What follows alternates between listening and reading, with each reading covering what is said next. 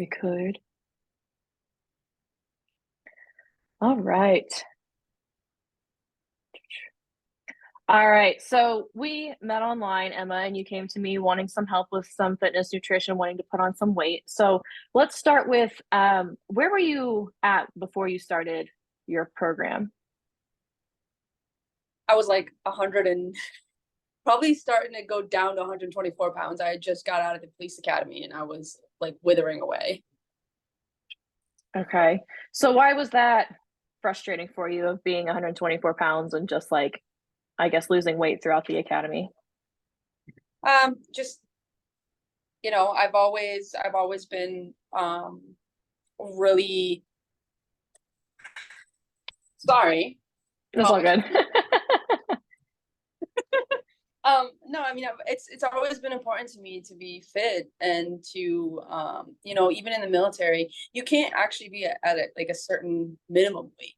Like I was starting to push that aspect as well with the military. Like I have a certain weight that I can't be under in the military, when it comes to my age and my height. So I've always maintained around 135, 137 as a weight, and I've done pretty well with it. I just didn't expect that when I went to the police academy, it was literally like I was gonna lose everything, and I saw it like it came out of nowhere. We did CrossFit style workouts, but I think the fact that it was a commuter academy because of COVID, they didn't want us to stay there. We didn't have a lot of lifting. It was more geared towards conditioning, and I just saw myself basically just really like going down in numbers like really quickly. And yeah, so I started kind of scrambling almost, figuring out like what am I gonna do? How am I gonna do this? Like I need to get back on track. And obviously being a police officer, I listened to the Street Cop podcast, and that's how I found you. That's right. That's cool. I love that. I feel like, I don't know, I get that every once in a while. And people are like, oh yeah, we heard you on Street Cup. I'm like, oh yeah, that's awesome because there's like 9 million of those episodes. Yeah. So it's like a needle in a haystack now. I feel like that's awesome. Okay. So as far, you said you did some CrossFit type stuff, but maybe like the conditioning lost a little bit of that muscle mass. Did you have an idea of what to do with nutrition or fitness as far as like how to regain that muscle back before you came to me? Um, yes and no. I mean, I was always like when it came to the military and even before I joined the police academy, I was always doing intense workouts. So I didn't really pay attention to like to the T exactly what I was eating. I wasn't necessarily getting like the beach body I wanted, but I was strong and I was able to do what I needed to do when it came to my job. But um no, yeah, I mean when I started talking to you, before I started talking to you, I didn't really have like a really good idea of nutrition. And that was part of what I know that we focused on a lot was getting me to really learn more about my nutrition and understanding how to implement it into my routine and everyday life. And then also making sure I'm hitting certain calories because obviously working out, you need to fuel your body. So, and that's one big takeaway that I'm going to be walking away from with the program with you is the fact that I'm learning how to fuel my body, which I think is absolutely pivotal when it comes to gaining weight and being healthy just overall. Right. Awesome. Good. I'm glad. So leading into that, where do you feel like you're at now with everything? More confident, um, not just eating whatever. I find Yeah. myself getting I find myself getting baby spinach more.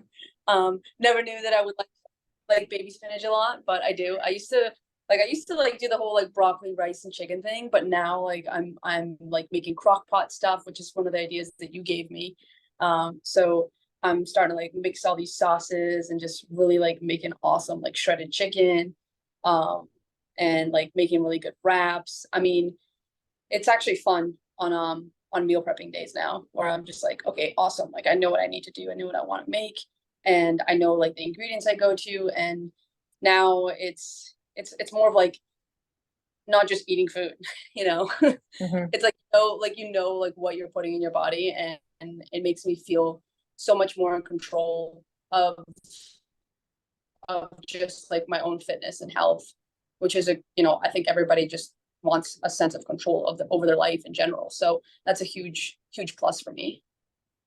Yeah, that's awesome. That's good that you're actually like excited to look forward to meal prep days where you're not like, oh my God, all I can eat is chicken, rice, and broccoli. Yeah. Yeah, beautiful. I love that. That's exciting. Awesome. So that's definitely a positive as far as like now you look forward to prepping meals. Other than that, how do you feel like going through this program has positively affected your life? Well, I mean, having a fitness coach, especially someone that you can relate to, has worked in law enforcement. I don't, I can talk to you in just regular like police jargon and you understand it. So that's awesome. But also it's just the fact that like a fitness program is not just about coaching somebody how to, work out, a mentor through it. And like just the fact that like you were so like flexible. If like one day I missed a workout, you were like okay with it. It wasn't like, oh my gosh, like you need to make this workout up. It was, you were very patient with me.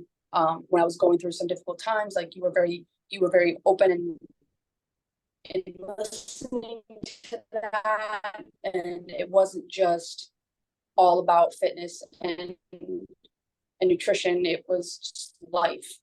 And that's what I think a lot of getting a fitness coach. It's not just focused on fitness. Like you do end up building a relationship with somebody, and then they do end up actually being someone that you can reach out to. And that's what was super important for me. I mean, obviously, number one, law enforcement, that was a huge relatability. Sorry, my cat keeps freaking. No, I don't care. That's fine. She just wants to say hello. Like, crossed and like ruined my whole like moment and like train of thought. That's good. Because this is like all off script. Like none of this is like scripted at all. Yeah, no. So just the fact that you have that law enforcement background and you understand it, like that was such a huge, especially for me because I was brand new into law enforcement. I mean, brand new into the police world. I've done corrections. I've been in the military, but police world is just a whole different animal than corrections. And so like even just having you to bounce things off of and like talk to about was just like a huge difference for me, which I think is like a lot of people that are looking for coaches really should look for that relatability aspect. Absolutely. Yeah, definitely. That's awesome. I I'm hope I glad I was answered able. the question was. No, you did. You did. I think you hit my next question too, really, which was, is there anything unique to the program that you enjoyed? I liked the app, the True Coach app that we used. That was pretty sweet because it made me feel organized. But it was also like everything was in one place, like the workouts, the pictures and like your metrics and measurements and your weight. Like I really liked that aspect as far as like when it comes to organization. But then I just like in general, I just enjoyed working with you. I mean, you, like I said, it was really, really, really important for me to have somebody that was flexible and understanding. And the fact that like my schedule changed so much, you were just like, yep, that's fine, we'll adjust. And so that was really important for me. So for me personally, I mean, though, like those two things were the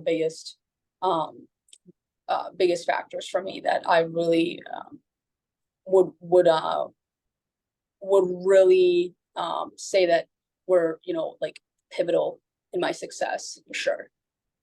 Yeah, that's awesome. Love it. I love to hear that.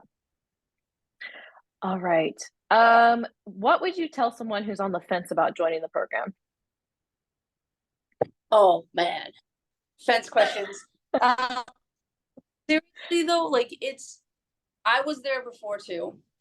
You're like, can I afford it? You nine times out of 10, you have coaches that are going to work with you as far as being able to afford it. So that's huge. Because I get it with that aspect. You're not like you're only going to walk away from the experience with something gained. Like whether you end up not liking it when you do take the leap and join and get a fitness coach, if you're at the end of the program and you realize you didn't like it, you're still going to walk away with knowledge. You're still going to walk away with fitness knowledge, nutrition knowledge, like regardless if you like the program or not. But you just never know until you try. And I never thought that I was going to have a fitness coach ever. Like I was like, yeah, I'm good. Like I'm in the military. I know what I'm doing. I don't need anybody to guide me. Like I've kind of built myself. And then the police academy happened and I thought I was going to gain weight and be more of a beast. And then all of a sudden I became like a toothpick and I was pissed. So that pushed me to get a fitness coach.